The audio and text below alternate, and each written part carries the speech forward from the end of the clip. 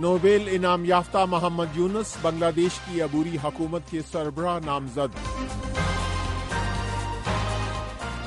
کاملا Harris نے صدارتی مہم کا آغاز کر دیا۔ مشرق وسطی میں تنازع کو روکنے کے لیے سرگرم ہیں امریکی وزیر خارجہ Blinken. Voice of America Washington سے اہم خبروں کے ساتھ محمد جلیل۔ بنگلہ دیش میں نوبل انعام یافتہ ماہر اقتصادیات ڈاکٹر محمد یونس ملک میں عبوری حکومت کے سربراہ ہوں گے۔ بنگلہ دیش کے صدارتی دفتر کے ترجمان کا کہنا ہے کہ صدر، آرمی چیف اور طلبہ رہنماؤں کے اجلاس میں ڈاکٹر یونس کی سربراہی میں عبوری حکومت کے قیام کا فیصلہ کیا گیا۔ حسینہ واجد کے استعفے کے بعد بنگلہ دیش میں کوٹا سسٹم کے خلاف احتجاج کرنے والے مظاہرین کے رہنماؤں نے عبوری حکومت کے سربراہ کے لیے ڈاکٹر یونس کا نام تجویز کیا تھا۔ ڈاکٹر یونس نے AFP سے بات کرتے ہوئے ملک میں نئے انتخابات کا مطالبہ کیا ہے۔ انہوں نے کہا کہ اگر ملک کو ان کی ضرورت ہے تو وہ اس کے لیے تیار ہیں۔ ادھر پاکستان نے بنگلہ دیش کے عوام کے ساتھ یکجہتی کا اظہار کرتے ہوئے بنگلہ دیش میں حالات کے جلد معمول پر آنے کی امید ظاہر کی ہے۔ یہ وائس آف امریکہ واشنگٹن ہے۔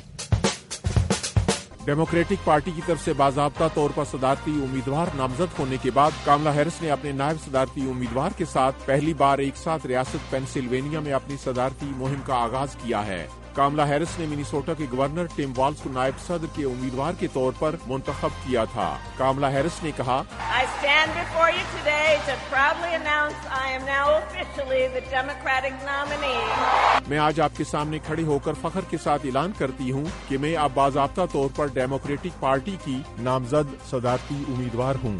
ریلی سے خطاب میں انہوں نے اپنے نائب صدارتی امیدوار ٹم والز کا بھی تعارف کروایا۔ 2 ہفتے قبل صدر جو بائیڈن کے صدارتی مہم سے دستبردار ہونے کے بعد ڈیموکریٹک صدارتی امیدوار نامزد ہونے کے بعد ہیرس نے باضابطہ طور پر منگل کو ریاست پینسلوینیا سے اپنی صدارتی مہم شروع کی، جہاں ڈیموکریٹس اور ان کے ریپبلکن حریفوں کے درمیان انتخاب میں سخت مقابلے کی توقع ہے۔ امریکہ نے کہا ہے کہ اس نے ایران اور اسرائیل کو آگاہ کر دیا ہے کہ مشرق وسطی میں تنازعات میں اضافہ نہیں ہونا چاہیے۔ گزشتہ ہفتے عسکریت پسند گروپوں حزب اللہ اور حماس کے رہنماؤں کی ہلاکت کے بعد مشرق وسطی میں ایران اور اس کے اتحادی گروپوں کی جانب سے حملوں کا خدشہ ظاہر کیا جا رہا ہے۔ امریکہ کے وزیر خارجہ اینٹونی بلنکن نے کہا، We continue to work intensely to de-escalate tensions in the Middle East and to prevent the spread of conflict. ہم مشرق وسطی میں کشیدگی کو کم کرنے اور تنازع کے پھیلنے سے روکنے کے لیے بھرپور کوشش کر رہے ہیں۔ امریکہ کے اعلیٰ سفارتکار نے کہا کہ امریکی حکام خطے میں اپنے اتحادیوں اور شراکت داروں کے ساتھ مسلسل رابطے میں ہیں۔ بلنکن نے کہا کہ امریکہ حملوں کے خلاف اسرائیل کا دفاع کرے گا، لیکن ہر ایک کو کشیدگی میں اضافے کے خطرات کو سمجھنا ہوگا۔ امریکہ میں سیاستدان اور اعلیٰ امریکی عہدیداروں کے قتل کی سازش کے الزامات میں ایک پاکستانی شہری پر فرد جرم عائد کی گئی ہے۔ امریکہ کے محکمہ انصاف کے مطابق آصف مرچنٹ نے مبینہ طور پر ایران سے مل کر قتل کا منصوبہ بنایا تھا۔ ملزم کو 12 جولائی کو اس وقت حراست میں لے لیا گیا تھا جب وہ امریکہ سے فرار ہونے والا تھا۔ امریکی محکمہ انصاف کے مطابق آصف مرچنٹ کے ایرانی حکومت سے مبینہ روابط تھے اور وہ نیو یارک میں کرائے کے قاتلوں کے ذریعے قتل کی منصوبہ بندی کر رہا تھا۔ امریکہ کے محکمہ انصاف کا دعویٰ ہے کہ آصف کا جن کرائے کے قاتلوں سے رابطہ تھا وہ دراصل انڈر کور FBI ایجنٹ تھے۔ ادھر پاکستان کی دفتر خارجہ کی ترجمان ممتاز زہرا بلوچ نے کہا کہ پاکستانی شہری کی گرفتاری سے متعلق میڈیا رپورٹس دیکھی ہیں اور امریکی عہدیداروں کے مطابق اس معاملے کی تحقیقات جاری ہیں۔ ترجمان نے کہا کہ باضابطہ رد عمل دینے سے پہلے وہ آصف مرچنٹ کے ماضی سے متعلق معلومات کی توثیق چاہتے ہیں۔ یہ وائس آف امریکہ واشنگٹن ہے۔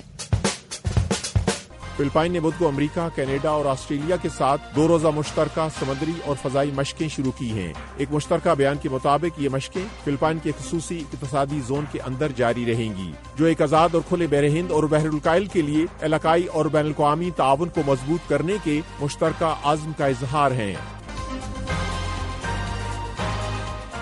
وائس آف امریکہ واشنگٹن کی اردو سروس سے خبروں کا یہ بلیٹن اب ختم ہوتا ہے۔ میں ہوں محمد جلیل اور ایڈیٹر تھی سارا حسن۔